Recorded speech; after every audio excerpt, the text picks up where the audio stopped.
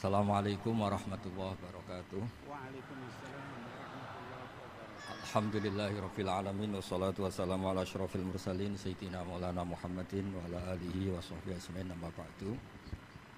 Ingkang sangat kula hormati niki wonten Habib Nabil, semua keluarga besar Habib Muntir, semua min usulihi wa furuhi sedanten ingkang kula hormati.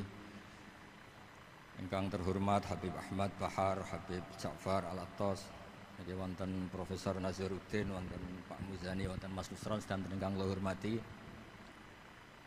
Yang spesial, saya ini punya dua permintaan. Satu, jangan diundang lagi. Dua, saya minta maaf kalau yang ingin ngundang, mohon nggak usah diteruskan. Saya akan cerita yang ilmiah. Saya terima kasih tadi sama Habib Abdullah bin Ja'far sama Ustadz Hasan Saifur Rijal. Begini, kenapa saya banyak dikutip para narasumber? Karena saya ini jenis kiai yang otoritatif. Jadi saya ini karena nggak menteri, sehingga kalau belajar itu serius sekali. Ya alhamdulillah ini ada Pak Muzani, orang yang bisa ngelantik seseorang jadi presiden. Masih punya utang satu, bisa nggak ngelantik kita jadi ahli surga? Begini kalau cerita ilmiah, nanti saya baca hadisnya. Ada kelebihan kita jadi manusia itu justru karena ketidaktahuan kita. Kita tentu hingga detik ini tidak melihat surga langsung, tidak melihat neraka langsung, apalagi melihat Allah Subhanahu wa Ta'ala. Tapi selalu ada teori, dan ini dibenarkan oleh semua ulama karena ini nas itu mansus. Geniku di antara kelebihan Rasulullah SAW adalah diutus kafatan linnas untuk semua orang. Sehingga ada orang ditanya, dengan apa kamu tahu kalau Tuhan itu satu? Orang ini dengan enteng menjawab, innal isnaini, angka 2, 3, 4 dan seterusnya. Nisbatu dzalika ilal wahid nisbatul far'i ilal asli. Jadi segampang itu nerangkan ayat qul huwallahu ahad. Allah itu satu. Karena angka itu 2, 3 sampai 1 miliar 1 triliun. Nisbatu dzalika ilal wahid nisbatul far'i ilal asli. Semua itu asal usulnya satu. Begitu juga begitu gampangnya Syekh Nawawi Al-Bantani menerangkan. Kenapa bismillah itu dimulai ba. Huruf hijaiyah kan alif, tapi kalau bismillah dimulai dari satu ba. Ba itu ada titik satu. Anda gambar kambing, gambar apa saja, gambar Anda entah baik entah jelek, itu tetap dimulai satu titik. Nah satu titik ini disebut nuqtatil wujud, asal usul wujud. Sebab itu kitab I'anatul Thalibin, tadi Habib Nabil cerita sanad-sanadnya Mbah Mun. Sebetulnya kalau boleh angkuh, yang berhak cerita itu saya, karena kitabnya milik saya. Tapi beliau tak kasih terus cerita, ya alhamdulillah. Ada penyambungnya. Nanti tak kasih lagi beliau. Ya memang yang paling berhak beliau karena turunannya itu. Tapi kitabnya dari saya, jadi ya satu-satu. Kitab I'anatul Thalibin itu dikarang oleh ulama top, namanya Sayyid Abi Bakar Sato. Beliau punya murid yang sangat terkenal di Indonesia, namanya Syekh Mahfud At-Turmusi. Syekh Mahfud ini punya murid diantaranya yang paling terkenal tentu Mbah Hashim sama Mbah Ahmad Dahlan, pendiri Muhammadiyah. Jadi kemudian kitab I'anah ini populer sekali untuk menerangkan fikih-fikih di Indonesia. Termasuk cerita bahwa wujubul jihad itu wujubul wasail lal maqasid. Jadi jihad itu wajib, itu wujubul wasail lal maqasid. Sama cari di sarahin. Sekiranya dakwah itu bisa tidak dengan jihad, dengan pengajian kayak Majelis Rasulullah, kayak Majelis Nurul Mustafa, kayak kiai-kiai kampung, itu sudah cukup karena sudah isolul maksud, orang sudah menjadi kenal Allah Subhanahu wa Ta'ala. Sebab itu ketika Sayyidina Ali diutus di beberapa peristiwa termasuk di Khaybar, Sayyidina Ali didhawuhi la ayyahdiyawu bika rajulan wahidan khairan laka min humrin na'am. Ada satu saja yang Islam karena kamu itu lebih baik daripada kemenangan. Nah, kemudian ini supaya otoritatif menghormati masjid ini, Masjid Istiqlal, masjid yang luar biasa bersejarah. Saya baca keterbatasan kita, tapi ini menjadi kelebihan. Ini hadis di Shahihul Bukhari. Nanti sebagai cirinya saya tinggal supaya ini tadi otoritatif tadi, supaya semuanya pakai sanad. Ini hadis dari Shahihul Bukhari, sehingga Anda tidak perlu tanya ini sahih apa enggak, karena ini di Shahihul Bukhari ikutnya nomor hadisnya itu 6408. Monggo kalau mau dihafal. Biasanya jenengan kan hanya hafal Arba'in Nawawiyah. Ini hadis ini nomor 6408. Ada keterbatasan yang akhirnya menjadi kelebihan kita, yaitu kita tidak tahu Allah Subhanahu wa taala. Suatu saat para malaikat ditanya, apakah mereka yang membaca tasbih di sini, misalnya di Istiqlal ini, ngerti saya, kata Allah. Kata malaikat, tidak tahu. Fayaqulu hal ra'auni. Qal fayaqulu la wallah ma ra'auka. Qal fayaqulu kaifa la ra'auni. Yaquluna asyadda laka ibadatan wa asyadda laka tamjidan wa aktsara laka tasbihan. Andaikan manusia itu ngerti engkau ya Allah, maka tasbih mereka ini akan lebih dari kita. Saya beri contoh, ini terutama untuk zuriat Rasulullah SAW. Nabi itu manusia, basar, tapi lakal basar. Nabi ketika muji Allah Subhanahu wa taala ini supaya kalau sholat jenengan hayati. Misalnya pertama muji begini. Lakal hamdu mil'us samawati wa mil'ul ardi. Kebanyakan di Jawa memang baca pakai rofaknya mil'u. Tapi di beberapa sanad dibaca mil'a, itu urusan i'rab lah. Engkau itu saya puji seluas langit dan bumi, seluas langit dan bumi. Seluas langit dan bumi itu enggak keren. Karena langit ini tetap mahsurah, as-samawat ini apapun luasnya langit itu tetap terbatas. Bumi apapun luasnya juga terbatas. Apa yang diteruskan oleh Rasulullah SAW? Wa mil'u ma syi'ta min syai'im ba'd. Dan pujian saya ini ya Allah sesuai kehendakmu, sejumlah kehendakmu. Karena ini yang tidak terbatas. Begitu juga ketika Nabi dengan keterbatasan sebagai manusia, bukan sebagai Habibullah, atas nama manusia. Nabi itu punya dua sisi, kadang sebagai basar, kadang sebagai Habibullah. Dan sama-sama penting untuk mengawal Islam ini. Saya ulang lagi, sama-sama penting untuk mengawal Islam ini. Ketika Nabi sebagai basar ngendikan begini, la nuhsitan Allahumma lakal hamdu hamda yuwafi ni'amaka, misalnya pakai mukhatab wa yukafi umazidak. Saya memuji engkau ya Allah dengan pujian yang sesuai jumlah nikmatmu. Wa yukafi umazidak, dan bisa berserasian dengan tambahan-tambahan nikmatmu. Tapi apapun luasnya nikmat itu terbatas.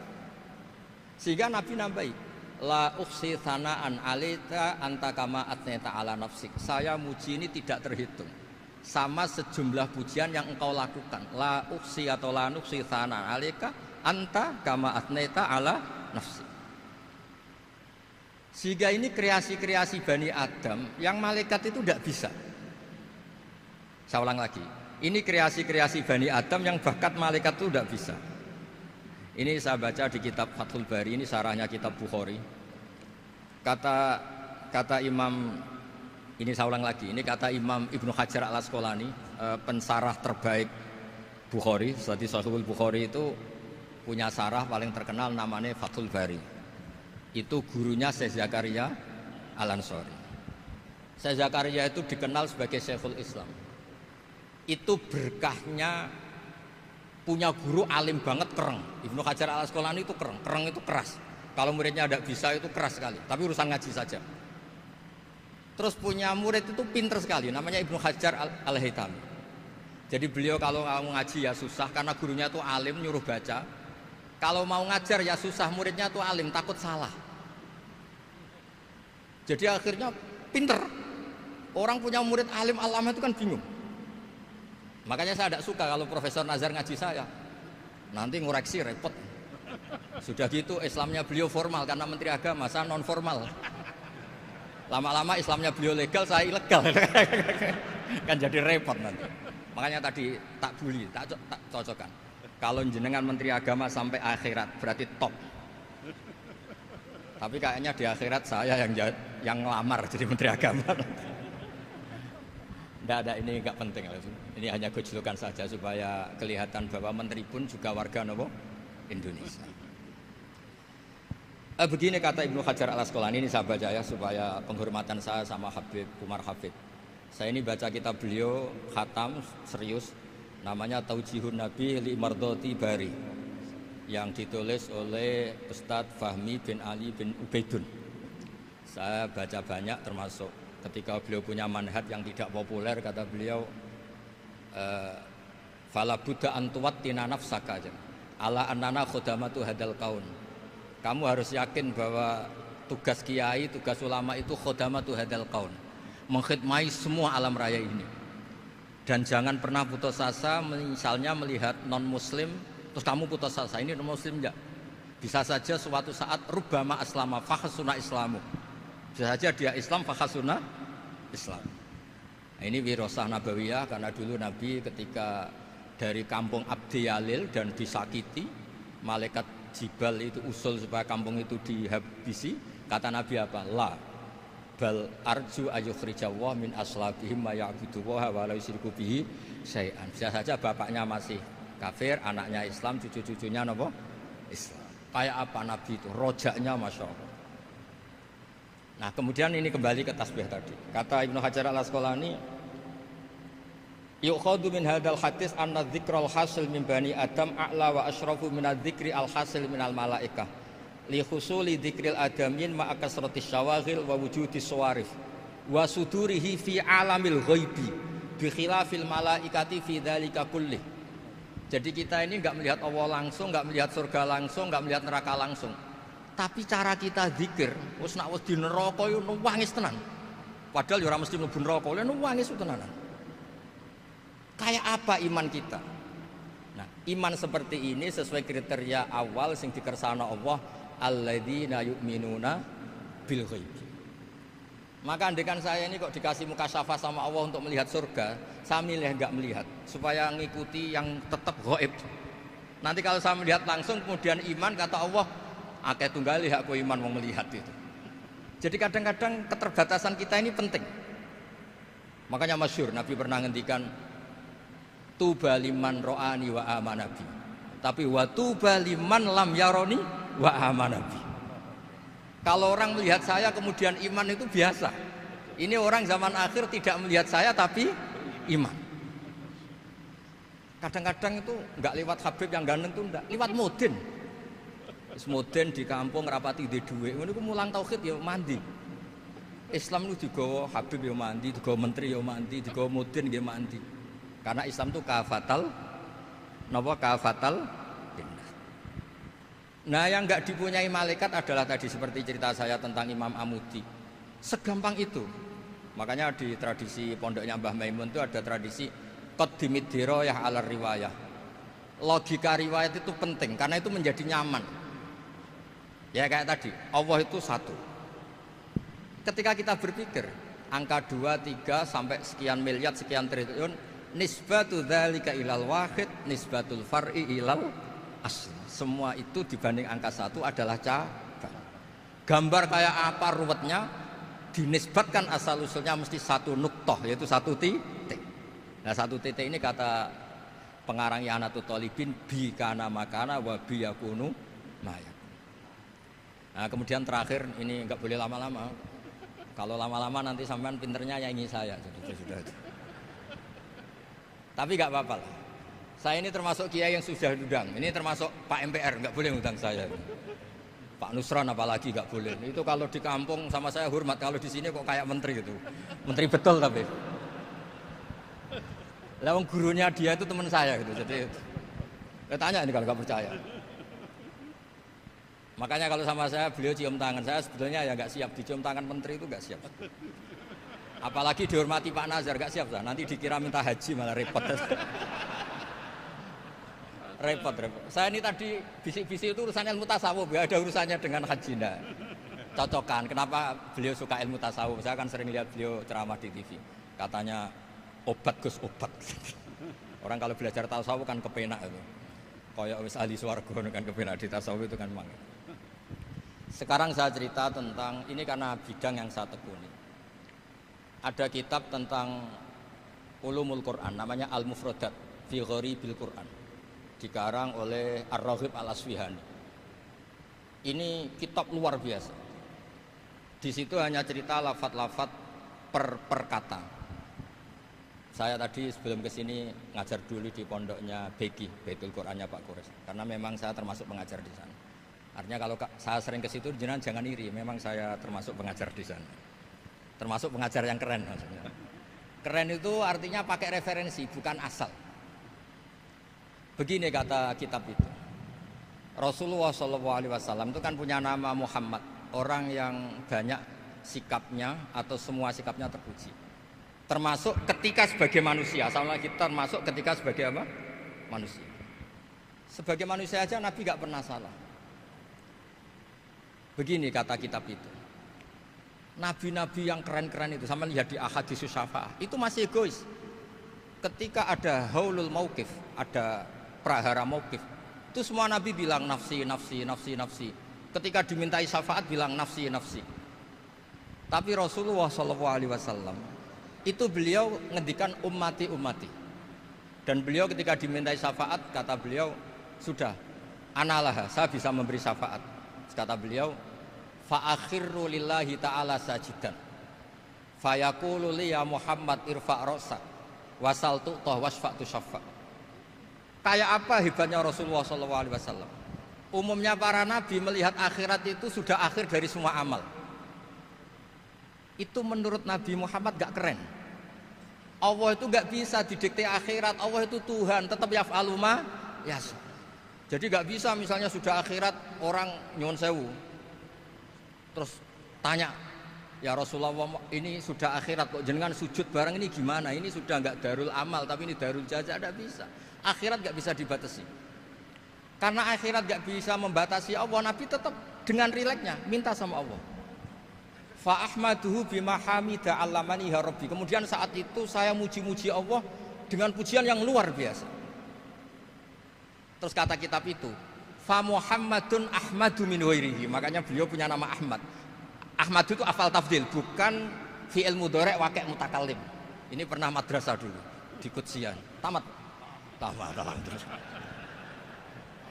Beliau kalau di rumah hormatnya enggak kayak tadi, lebih dari itu. Tadi di sini pejabat terus. Sembrono kalau di sini itu kenapa itu. Ya tapi enggak apa-apa itu. Tadi sudah dipuji, akhlaknya baik, apa-apa baik, alhamdulillah. Fa Muhammadun Ahmadu min ghairihi. Ketika para nabi gak bisa muji Allah di mahsyar, bahkan mereka itu nyuwun sewu egois, hanya mikir diri sendiri, nafsi-nafsi. Rasulullah Muhammad ini punya nyali untuk muji Allah dan tetap mengajukan permohonan apa? Disebut fa Muhammadun Ahmadu min ghairihi. Sampeyan lihat di Bukhari, di Muslim. Fa Ahmadu fi mahamida 'allamani rabbi. Tetap muji-muji Allah. Bukti bahwa teori saya benar dan otoritatif adalah yang nggak bisa hilang di surga itu juga wiridan. Ketika kita masuk surga, apa kita kegiatannya? Da'wahum fiha subhanakallahumma wa tahiyyatuhum fiha salam wa akhiru da'wahum alhamdulillahi rabbil alamin. Nah, kemudian ini juga yang terus kemudian dinyatakan al-baqiyatus sholihat. Ini kalimat-kalimat yang abadi. Karena apa? Di dunia ya kita bilang subhanallah alhamdulillah, di akhirat dia bilang subhanallah. Kayak apa kerennya kita sebagai Bani Adam? Nah, makanya disebut alladzina yu'minuna bil ghaibi. Wong tidak melihat Allah, tidak melihat surga, tidak melihat neraka, tapi iman kita ini kayak iman sing musyahadah. Iman sing hakul yakin, ainul yakin. Kenapa demikian? Ya karena tadi kita diajari terus menerus oleh Rasulullah SAW. Yang terakhir saya cerita mukjizat. Ini juga terkait dengan betapa mudahnya hadaddin ini di logika, dicerna. Kata Rasulullah SAW, sabda Nabi di hadis, salang lagi ini hadis sahih di bab awal Fadailul Quran di Sahihul Bukhari. Dicek kalau nggak percaya dicek. Ma minal anbiya'i nabiyyun illa u'tiya minal ayati ma misluhu amana alaihil bashar. Wa innama kana alladzi utitu wahyan auhahu wa ilayya fa arju an akuna aktsarahum tabi'an yaumal qiyamah. Enggak ada nabi kemudian kecuali dikasih wahyu, dikasih mukjizat. Dan mukjizat ini dahsyat sehingga orang itu dipaksa iman. Kayak Nabi Soleh ada unta besar keluar dari batu. Nabi Musa punya tongkat dipukulkan ke Laut Merah langsung menyibak jadi daratan. Tapi kata Nabi Muhammad SAW, kata, saya itu tidak punya mukjizat kayak itu, juga gak ingin. Saya ini dikasih mukjizat Al-Quran. Dan saya berharap karena mukjizat Quran ini adalah terus kemudian umatku menjadi yang terbanyak ila yaumil ya. Sekarang kita berlogika. Ini kata kitab Fathul Bari lagi. Kita berlogika.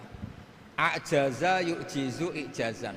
Sesuatu yang menjadikan orang lain gak mampu disebut i'jaz. Kemudian karena ayat menjadi mukjizat, sesuatu yang kita sepakat gak mampu.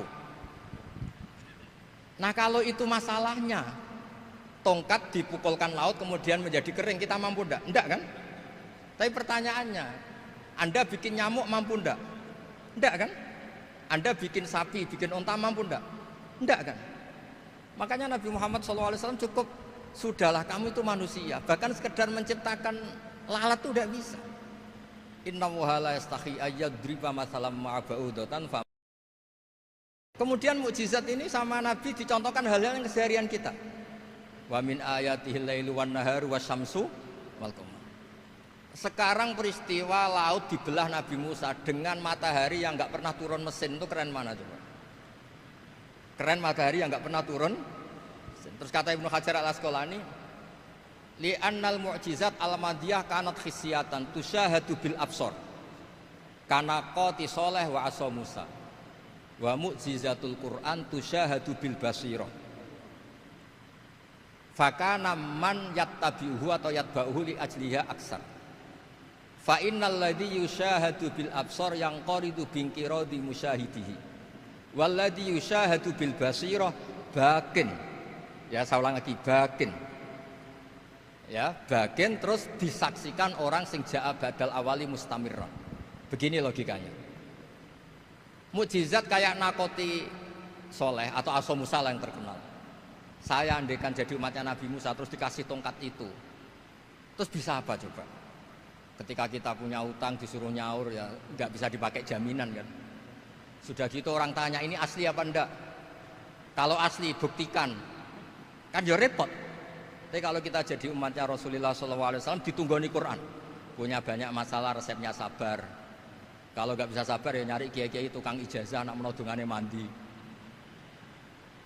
Karena orang mensifati Allah itu macam-macam. Makanya saya pastikan nggak ada agama yang mengajarkan rasional kayak agama apa? Islam. Makanya liqaumi yaqilun liqaumi yatafakkarun. Coba misalnya nyamuk. Kamu bikin nyamuk tidak bisa kan? Nyamuk punya organ tubuh kecil, organ tubuhnya punya urat. Kamu mikirnya kayak apa? Sekedar bikin patungnya saja tidak bisa, apalagi bikin nyamuk. Jadi untuk mengakui kudrohnya Allah yang tidak terbatas dan kita lemah, itu tidak usah nunggu peristiwa kayak terbelahnya laut. Cukup wa ma min dabbatin fil ardi wala ta'ir yatiru bi janahihi illa umamun amsalukum inna fi khalqis samawati wal ardi waqtilafil laili wan nahar, seterusnya la ayatil liqaumi yaqil. Nah, gara-gara pola yang diajarkan Nabi itu ila yaumil qiyamah orang tetap Islam karena nyaman dengan kepastian mukjizat ini baqiyah ila yaumil qiyamah. Itu kayak apa baiknya Nabi. Makanya saya suka tadi burda yang dibaca. Ada ulama kayak Muhammad bin Said Al-Busiri yang ngarang burda. Itu kalau berpikir itu sederhana. Ngeten lho Gusti, malah nerangno pangeran. Lama da'awa da'ina li taati bi akramir rusli kuna akramal umami. Ngeten lho Gusti, karena Rasul Muhammad itu terbaik, ya logikanya umatnya juga terbaik. Jadi lama da'awa da'ina li taatihi bi akramir rusli mesti kuna akramal umami. Jadi burda ini saking manjanya sama Allah sampai bilang gini. Wala yadiqa Rasulullah jahuka bi idal karimu tajalla bismimun takim. Ya Allah, engkau telah menamai Nabi engkau itu Raufur Rahim, yang penuh kasih sayang, yang sohibus syafa'ah. Maka ketika engkau ingin nyiksa kami dengan alasan engkau ini al-muntakim, dat yang bisa nyiksa orang maksiat, jenengan harus ingat ya Allah bahwa Nabi kita itu Nabi yang engkau gelari Raufur Rahim. Ya kalau gitu jangan jadi nyiksa. Terus gunanya apa digelari Raufur Rahim ra iso nyafaati gitu. Itu jenenge wala yadi ka Rasulullah jahu kabi idal karimu tajalla bismillah. Terus fa inna min judika dunya wa darrataha wa min ulumika ilmal lauhi wal qalam. Dan itu juga yang dibuktikan Rasulullah SAW. Sampai beliau ngendikan likulli nabiyyin da'watun mustajabah wa akhtabi da'wati syafaatan ummati yaumal kiamah. Semua nabi itu punya doa yang mustajab dan semuanya sudah dipakai di dunia. Tapi saya menyimpan jatah itu supaya saya tetap punya hak syafaat fi yaumil